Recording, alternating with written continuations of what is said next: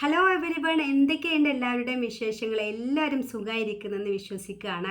ഇന്ന് വളരെയധികം ഇമ്പോർട്ടൻ്റ് ആയിട്ടുള്ള ഒരു ടോപ്പിക്കുമായിട്ടാണ് ഞാൻ വന്നിട്ടുള്ളത്. ഈ ഒരു വീഡിയോ നിങ്ങൾ നിർബന്ധമായിട്ടും എല്ലാവരും സ്കിപ്പ് ചെയ്യാതെ മുഴുവനായിട്ട് കാണണം. കാരണം ഇന്ന് നമ്മുടെ ലൈഫിലൊക്കെ മെയിൻ സ്ഥാനം നമ്മൾ കൊടുക്കുന്നത് റീൽസുകൾക്ക്, ഫേസ്ബുക്ക് പോസ്റ്റുകൾക്ക്, അതോടൊപ്പം തന്നെ വാട്സപ്പ് സ്റ്റാറ്റസുകൾക്ക് എല്ലാമാണ്.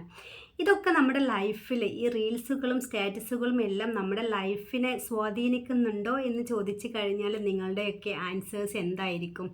പലരും പറയും ഇല്ല, ചിലർ പറയും ഉണ്ട് എന്നുള്ള രീതിയിൽ. എന്നാൽ നമ്മൾ പോലും അറിയാതെ ഇവ നമ്മുടെ ലൈഫിനെ നന്നായിട്ട് സ്വാധീനിക്കുന്നുണ്ട് എന്നതാണ് സത്യസന്ധമായിട്ടുള്ള കാര്യം.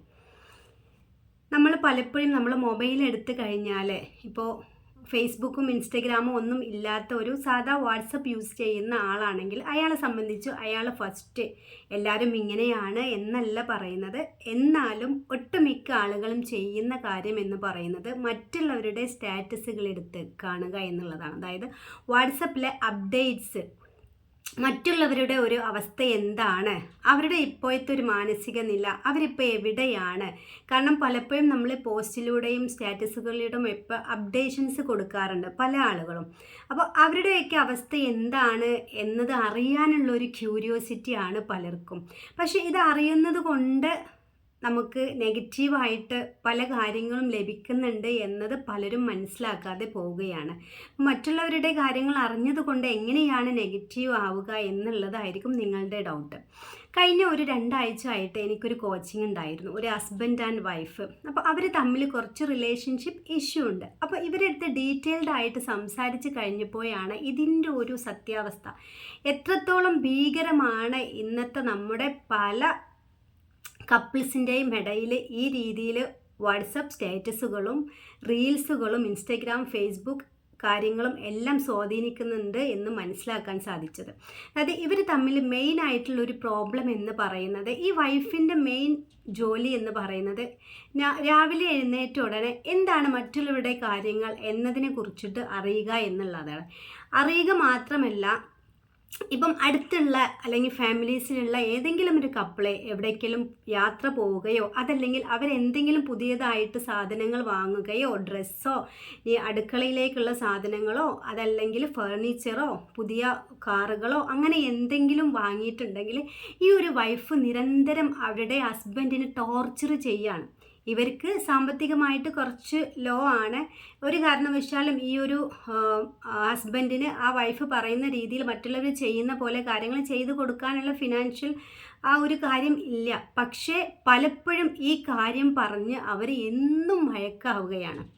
അപ്പോൾ ഇവിടെ നിങ്ങൾ നോക്കൂ, ഈ ഒരു അവസ്ഥയിൽ ഈ ഒരു ഭാര്യ മറ്റുള്ളവർക്ക് കിട്ടിയ, മറ്റുള്ളവർക്ക് അവർ എന്താ പറയുക ജീവിക്കുന്ന, അവർ ആഹ്ലാദിക്കുന്ന രീതി തനിക്കും വേണമെന്ന് വാശി പിടിച്ച് ഇവരുടെ ബന്ധത്തിൽ തന്നെ വിള്ളലുണ്ടാക്കിയിരിക്കുകയാണ്. ഇതെല്ലാം നമ്മുടെ നിത്യജീവിതത്തിൽ നടന്നുകൊണ്ടിരിക്കുന്ന സംഭവങ്ങൾ തന്നെയാണ്. നമ്മൾ എത്ര അല്ല എന്ന് പറഞ്ഞാലും ഇന്നും നമ്മുടെ ജീവിതത്തിൽ, നമ്മുടെ സമൂഹത്തിൽ ഇത്തരത്തിലുള്ള കാര്യങ്ങൾ നടന്നുകൊണ്ടിരിക്കുന്നുണ്ട്. നമുക്ക് ഒരു കാര്യം ഇവിടെ ചെയ്യാവുന്നത്, മറ്റുള്ളവരുടെ ജീവിതത്തിലോട്ട് എത്തി നോക്കിയിട്ട് എനിക്കതില്ലല്ലോ, എനിക്കിത് ലഭിച്ചിട്ടില്ലല്ലോ, എനിക്ക് ആ വാഹനം വാങ്ങാൻ സാധിച്ചില്ലല്ലോ, എനിക്ക് എൻ്റെ ഹസ്ബൻഡ് ഗിഫ്റ്റ് തന്നില്ലല്ലോ, പിന്നെ എന്നെ കറങ്ങാൻ കൊണ്ടുപോയില്ലല്ലോ, അതല്ലെങ്കിൽ മക്കളാണെങ്കിൽ ആ വീട്ടിലെ മോൻക്ക് കിട്ടിയ, ആ വീട്ടിലെ മോൾക്ക് കിട്ടിയ ടോയ്സ് എനിക്ക് കിട്ടിയിട്ടില്ലല്ലോ എന്നൊക്കെ പറഞ്ഞ് നമ്മൾ ടെൻഷൻ അടിക്കുകയോ നമ്മൾ വേവലാതിപ്പെടുകയോ സങ്കടപ്പെടുകയോ ചെയ്തതുകൊണ്ട് നമുക്ക് ജീവിതത്തിൽ ഒരു കാര്യവും ലഭിക്കാനില്ല. അതിൽ നിന്ന് നമുക്ക് ഒന്നും ലഭിക്കാനില്ല. നമ്മൾ കൂടുതൽ നെഗറ്റീവായി മാറുകയാണ്. എനിക്കതില്ലല്ലോ, എനിക്കിതില്ലല്ലോ എന്ന് പറഞ്ഞ് ഒന്നുകൂടി നമ്മൾ നെഗറ്റീവായി മാറുകയും ഈ നെഗറ്റിവിറ്റി നമ്മുടെ ലൈഫിനെ മൊത്തത്തിൽ ബാധിക്കുകയും ചെയ്യും. തീർച്ചയായിട്ടുള്ളൊരു കാര്യമാണിത്. ഇപ്പോൾ ഇൻ കേസ് നമ്മുടെ ഒരു ഫാമിലീൻ്റെ കാര്യം എടുക്കുകയാണെങ്കിൽ ആ ഒരു ഫാമിലിൻ്റെ കുടുംബനാഥ ഈ രീതിയിലാണ് പ്രവർത്തിക്കുന്നത് എങ്കിൽ അവരുടെ ഇമോഷൻസ് ആയിരിക്കും അവർ മക്കളിലേക്കും ഹസ്ബൻഡിലേക്കും എത്തിക്കുന്നത്. അതായത് തനിക്ക് ഈ കാര്യങ്ങൾ ലഭിച്ചിട്ടില്ലല്ലോ എന്നുള്ള ഈർഷ്യ, ദേഷ്യം, അതോടൊപ്പം തന്നെ ഒരു വാശി. അത് അവരുടെ ക്യാരക്ടറിലൂടെ ദേഷ്യമായിട്ടും മറ്റുള്ളവരോട് വെറുക്കുന്ന രീതിയിലുള്ള സംസാരങ്ങളായിട്ടും പുറത്തേക്ക് പോവുകയാണ്. അപ്പോൾ ആ ഒരു കുടുംബത്തിൻ്റെ മനസ്സമാധാനം അതോടുകൂടി തകരുകയാണ്. അതായത് വേറൊരാളുടെ ലൈഫ് കണ്ടിട്ട് തനിക്ക് എത്തിപ്പിടിക്കാൻ പറ്റുന്നില്ല എന്ന് കാണുകയാണെങ്കിൽ നമ്മൾ ഒരിക്കലും അത് ആഗ്രഹിക്കാൻ നിൽക്കരുത്. അതാണ് നമ്മൾ ഇവിടെ ഫസ്റ്റ് ഓഫ് ഓൾ ചെയ്യേണ്ടത്. പിന്നെ നമ്മുടെ മക്കൾക്ക് നമ്മൾ പറഞ്ഞു കൊടുക്കേണ്ടുന്ന കാര്യവും അതാണ്. മറ്റുള്ളവർ ചെയ്യുന്ന കാര്യങ്ങൾ നമ്മുടെ ലൈഫിലോട്ട് നമ്മൾ ഇമിറ്റേറ്റ് ചെയ്യാൻ വിചാരിക്കുന്നുണ്ട് എങ്കിൽ അത് നമുക്ക് കൂടി ഉപകാരപ്രദമാണോ, നമ്മുടെ സാമ്പത്തിക സ്ഥിതി അനുസരിച്ച് നമുക്ക് അഫോർഡബിൾ ആണോ എന്നുകൂടി നമ്മൾ ചിന്തിക്കുക. ഇവിടെ ഈ രീതിയിലുള്ള ഒരു ചിന്ത നമുക്ക് വരാത്തിടത്തോളം കാലം നമ്മുടെ കുടുംബത്തെ മൊത്തത്തിൽ അത് ബാധിക്കുക തന്നെ ചെയ്യും. ഇങ്ങനെ നെഗറ്റീവായിട്ടുള്ള ഇമോഷൻസും കാര്യങ്ങളും നമ്മളെ രോഗിയാക്കി മാറ്റും. നമ്മൾ എന്താണോ കൊടുക്കുന്നത് അതിനനുസരിച്ചിട്ടാണ് നമ്മളുടെ ബ്രെയിന് വർക്ക് ചെയ്യുന്നത്. ദിനം പ്രതി ദിവസേന ഓരോ സമയവും നമ്മളെ നെഗറ്റീവായിട്ടുള്ളതാണ് ചിന്തിക്കുന്നത് എങ്കിൽ, മറ്റുള്ളവരുമായിട്ട് കമ്പാരിസൺ ചെയ്യുകയാണ് നമ്മുടെ ലൈഫിൽ എങ്കിൽ, തീർച്ചയായിട്ടും നമ്മുടെ ലൈഫിൽ നമ്മൾ ഒന്നും നേടാൻ പോകുന്നില്ല. മറിച്ച് നമുക്ക് ഇവിടെ എന്ത് ചെയ്യാം?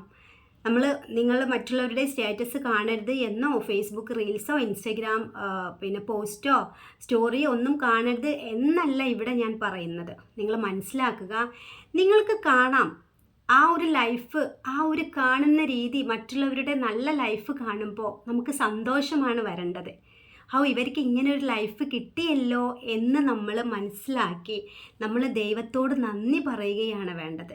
അവർക്ക് കിട്ടിയിട്ടുള്ള അവരുടെ അനുഗ്രഹത്തിൽ നമ്മളെ കുശുമ്പോ നമ്മളുടെ ദേഷ്യമോ വാശിയോ ഒന്നുമല്ല നമുക്ക് വേണ്ടത്. വളരെയധികം സന്തോഷത്തോടു കൂടി അവർക്ക് ഇങ്ങനെ ഒരു ലൈഫ് കിട്ടിയല്ലോ എന്നതിൽ നമ്മൾ അഭിമാനിക്കുകയും അവർക്ക് വേണ്ടി പ്രാർത്ഥിക്കുകയുമാണ് ചെയ്യേണ്ടത്. അപ്പോൾ നിങ്ങൾ പലരും വിചാരിക്കും, എങ്ങനെ മറ്റുള്ളവരുടെ സന്തോഷത്തിൽ നമ്മൾ സന്തോഷിക്കുക, അപ്പോൾ നമുക്ക് സ്വാഭാവികമായിട്ടും ഇങ്ങനെ തോന്നില്ലേ? ഇൻ കേസ് ഇപ്പം ഈ വീഡിയോ കാണുന്ന ആളുകൾ ചിലപ്പോൾ ചോദിക്കും, നിങ്ങൾക്ക് അങ്ങനെയൊക്കെ പറയാം, നിങ്ങൾ ഇതുപോലെയല്ലേ എന്ന്, അല്ലേ? അങ്ങനെയും ചിന്തിക്കും. അപ്പോൾ മുമ്പ് ഞാൻ ഇങ്ങനെ മറ്റുള്ളവരുടെ വീഡിയോസും കാര്യങ്ങളും എല്ലാം കാണുമ്പോൾ എൻ്റെ മനസ്സിൻ്റെ ഉള്ളിൽ ഉണ്ടാവാറുണ്ട്, എന്ത് നമുക്കും ഇങ്ങനൊരു ലൈഫ് കിട്ടിയിരുന്നെങ്കിൽ എന്ന്. അത് വിചാരിച്ചിട്ട് എനിക്ക് അവരോട് വാശിയോ ദേഷ്യമോ ഒന്നും ഉണ്ടായിട്ടുണ്ടായിരുന്നില്ല. നമ്മൾ ആഗ്രഹിക്കും അങ്ങനെ കിട്ടിയിരുന്നെങ്കിൽ എന്ന്. പക്ഷെ ഇപ്പോൾ ആ ആഗ്രഹമില്ല. എൻ്റെ ലൈഫ് എന്താണോ ആ ലൈഫിൽ ഉള്ളതിൽ വെച്ചിട്ട് അത് മനോഹരമായിട്ട് എൻ്റെ ഫാമിലീനെ കൊണ്ടുപോകാൻ ഇപ്പോൾ എനിക്ക് കഴിയുന്നുണ്ട്. അതും ഞാനിങ്ങനെ പോസിറ്റീവായി മാറിയപ്പോൾ എന്നിൽ വന്ന ഒരു മാറ്റമാണ്. ഇപ്പോൾ ഒരാളൊരു വാട്സപ്പ് സ്റ്റാറ്റസോ അല്ലെങ്കിൽ ഒരു ഇൻസ്റ്റാ സ്റ്റോറിയോ ഇട്ടെന്ന് കരുതി അത് എന്നെ ഒരിക്കലും ബാധിക്കാനേ പോകുന്നില്ല. ഇനിയിപ്പം നമ്മുടെ ഒരുപാട് ഫ്രണ്ട്സ് ഉണ്ട്, അപ്പോൾ അവർ ഓർണമെൻറ്റ്സ് വാങ്ങുന്നു, വീട് വാങ്ങുന്നു, പുതിയ കാറുകൾ, ബൈക്കുകൾ, സ്കൂട്ടികൾ, അങ്ങനെ എല്ലാം വാങ്ങുന്നു. പക്ഷെ അതൊരിക്കലും എൻ്റെ നെഗറ്റീവായിട്ട് ഒരിക്കലും ബാധിക്കുന്നില്ല. കാരണം എൻ്റെ ലൈഫ് എനിക്കറിയാം, എൻ്റെ ഫാമിലിയെ കുറിച്ചിട്ട് എനിക്കറിയാം, ഞാൻ എന്താണ് എന്നും എനിക്ക് പൂർണ്ണമായിട്ടും ബോധ്യമുണ്ട്. അതുകൊണ്ട് തന്നെ എൻ്റെ മക്കളെയും ഞാൻ ആ രീതിയിലാണ് വളർത്തുന്നത്. ഒരു കാരണവശാലും എനിക്ക് അത് വേണമെന്നോ ഇത് വേണമെന്നോ മറ്റുള്ളവരുടെ കയ്യിൽ നമുക്ക് അഫോർഡബിൾ അല്ലാത്ത കാര്യങ്ങളെ കുറിച്ചിട്ട് എൻ്റെ മക്കൾ ഒരിക്കലും എന്നോട് പറയാറില്ല. അവർക്ക് അറിയാം ഞാൻ എന്താണ്, നമ്മുടെ ഫാമിലി ബാക്ക്ഗ്രൗണ്ട് എന്താണ്, നമ്മളെ ഫിനാൻഷ്യൽ സ്റ്റാറ്റസ് എന്താണ് എന്നതിനെ കുറിച്ചിട്ടെല്ലാം മക്കൾക്ക് പൂർണ്ണമായിട്ടുള്ള ബോധ്യമുണ്ട്.